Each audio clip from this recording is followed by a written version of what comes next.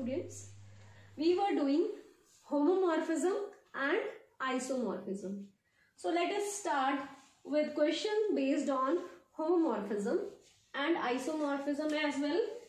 Show that the mapping X to X inverse of a group G onto itself means from group G to G is an isomorphism if and only if G is abelian where X is any arbitrary element of group G.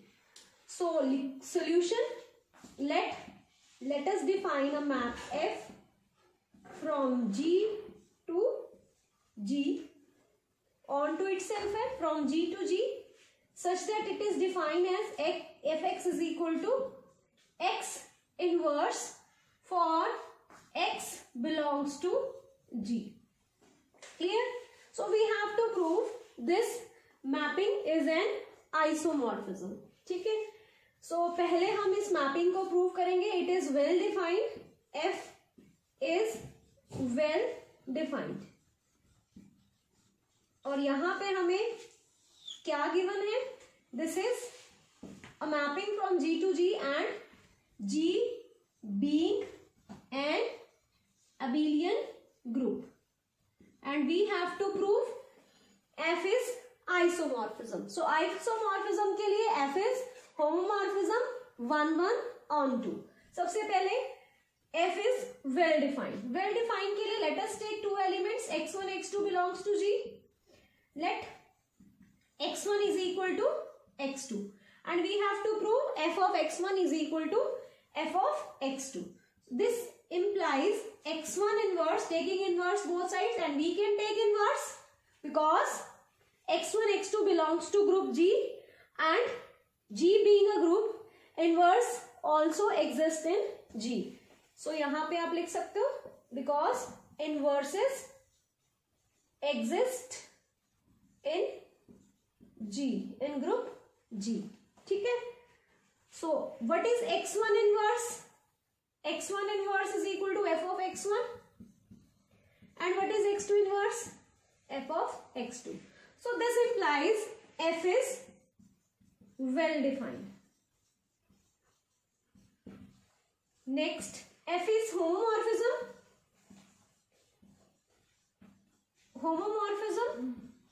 Homomorphism के लिए we have to prove f of, अब G is group with respect to multiplication because x inverse उसका inverse वो किस में है? We have considered group G under multiplication. So homomorphism अगर f है तो we have to prove f of x1 x2 should be equal to f of x1 into f of x2. x1 x2 belongs to group G. So we have to prove this. So let us calculate f of x1 x2. So what is f of x1 x2? It is x1 x2 inverse because अगर आपके पास x1 G में है x2 G में है तो x1 into x2 भी कहाँ जाएगा? G में. और G के ग्रुप एलिमेंट्स के ऊपर अगर हम f को f से मैप करते हैं तो आपके पास उसका इनवर्स आ रहा है. So it is x1 x2 inverse which is again equal to x2 inverse x1 inverse.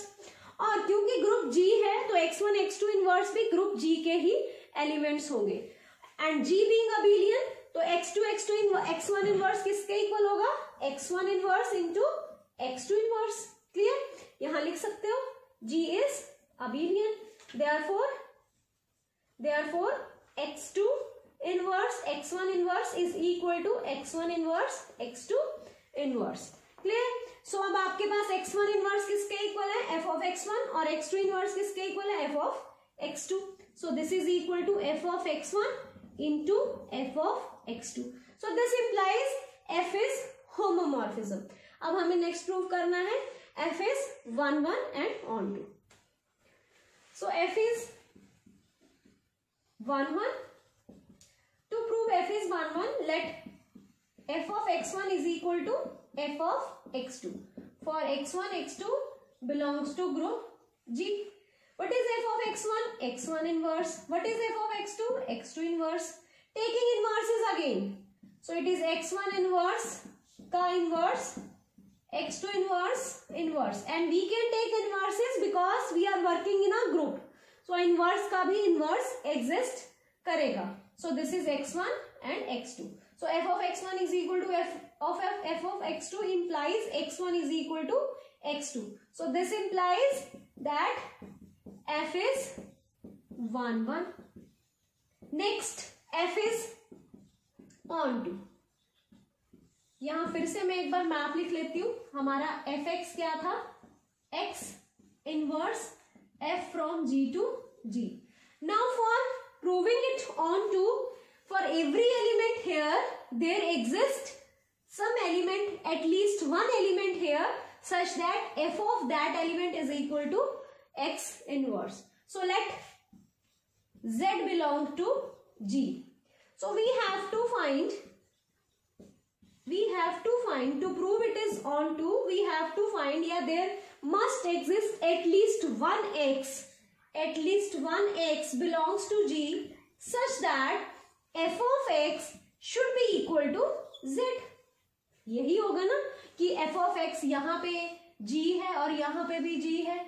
For z here there exists some at least one x here such that यहाँ पे f मैप है, such that f of x यहाँ पे तो f of x होगा is equal to z. So on to की definition, what is f of x? This is x inverse. हमें ये देखना है कि x exist करता है g में या नहीं कर रहा. So this is x inverse is equal to z. So what is x? Taking inverse again, z inverse. So x is equal to z inverse. अब देखो क्या z inverse exist करता है? Yes. z किसका एलिमेंट है? Group g का. g is a group with respect to multiplication, तो उसका इनवर्स भी जरूर एग्जिस्ट करेगा. So z inverse exists. This belongs to g. So therefore for every z belongs to g, there exists z inverse belongs to g such that f of, अब x की जगह x यहाँ पे आप x लिख सकते हो अपनी क्लैरिटी के लिए. there exists x which is equal to z inverse belongs to g such that f of x is equal to z, such that f of z inverse is equal to z inverse का inverse which is equal to z. So this proves that f is, this implies f is on 2. So one part clear. अगर आपके पास, अब आपने g abelian group है तो आपने prove कर दिया g is f is homomorphism, f is 1 1, f is on 2, therefore f is isomorphism. Next part में हम प्रूव करेंगे कि f अगर आपके पास आइसोमॉर्फिज्म है तो ग्रुप क्या होगा? Abelian. Converse part, conversely let f be isomorphism. What we have to prove? To prove G is an abelian group. So G को abelian group prove करना है आपने. So f from G to G such that f of x is equal to x inverse is isomorphism. Isomorphism means f is homomorphism, f is 1 1, f is on 2. So f of xy पहले लिख लो, let x comma y belongs to G and you have to prove x into y is equal to y into x. या फिर आप जैसे आप वहां पे x1 x2 से आपने शुरू किया था वैसे आप x1 x2 से भी शुरू कर सकते हो. यहाँ x1 x2 दो एलिमेंट ले लो. अगर xy से करना है आप xy से, तो हम x1 x2 ले लेते हैं क्योंकि हमने लास्ट में x1 x2 ही कंसीडर किया था. सो f of x1 x2 is equal to, अब यहाँ पे x1 x2 पे आप f अप्लाई करोगे तो यू विल गेट, पहले लिख लो since f is homomorphism, so f of x1 x2 is equal to f of x1 into f of x2 लिख लो because f is homomorphism. अगर आपके पास f homomorphism है तो f of x1 x2 is always equal to f of x1 into f of x2. What is f of x1 x2? It is x1 x2 inverse. What is f of x1? x1 inverse. f of x2 x2 inverse. Taking inverse again, so you have x1 x2, inverse का inverse is equal to x1 inverse x2 inverse का whole inverse, x1 x2 का inverse again x1 x2 is equal to यहां पे x2 inverse का inverse into x1 inverse का inverse. So x2 inverse का inverse is x2, x1 inverse का inverse is x1, so it is x1 x2। So आपके पास क्या आ गया, x1 x2 is equal to x2 x1 for x1 x2 belongs to group G। So this implies G is abelian group. So this completes the proof. Students, let us start with some basic theorem on homomorphism. So if F from G1 to G2 is homomorphism such that E1 is identity of G1 and E2 is identity of G2, then prove that f of E1 is equal to E2. So proof, let f from G1 to G2 be homomorphism. Clear? Let A belongs to group G1. अगर A G1 में है, this implies f of A कहाँ होगा, G2 में। ठीक है, let E1 be identity of G1 and E2 be the identity of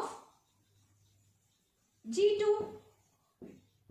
If E2 is identity of G2, तो अगर हम G2 के किसी एलिमेंट को E2 से मल्टीप्लाई करें तो हमें वो एलिमेंट फिर से सेम ही मिलेगा। So we have f of A, G2 के element into identity of G2 will be equal to f of A, the same element, and f of A हम A को कैसे लिख सकते हैं, A को अगर हम आइडेंटिटी से मल्टीप्लाई करें G1 की तो we will get the same, so it is f A into E1. so आपके पास क्या आ जाएगा, this is equal to f of A into f of E1. clear? so आपके पास क्या आ गया, f of A into E2 is equal to f of A into f of E1. since we are working in a group, G2 is a group, since G2 is a group और fa जो है वो G2 में है, therefore by cancellation law आपके पास क्या होगा, लेफ्ट कैंसिलेशन से ये दोनों कैंसिल हो जाएंगे, we have E2 is equal to f of E1. so this completes the proof. clear? next theorem, if f G1 to G2 is homomorphism, then f of A inverse is equal to fa whole inverse. clear? means आपके पास f of A का inverse क्या है, f of A inverse for all A belongs to G1. so proof, let us suppose let f from G1 to G2 be homomorphism. clear? let an element A belongs to G1. this implies f of A किसका element हो गया, G2 का. also let E be the identity element of G1. अभी हमने last theorem में किया, previous theorem इससे पहले की थी, if E1 is identity of G1 then f of E1 is identity of G2.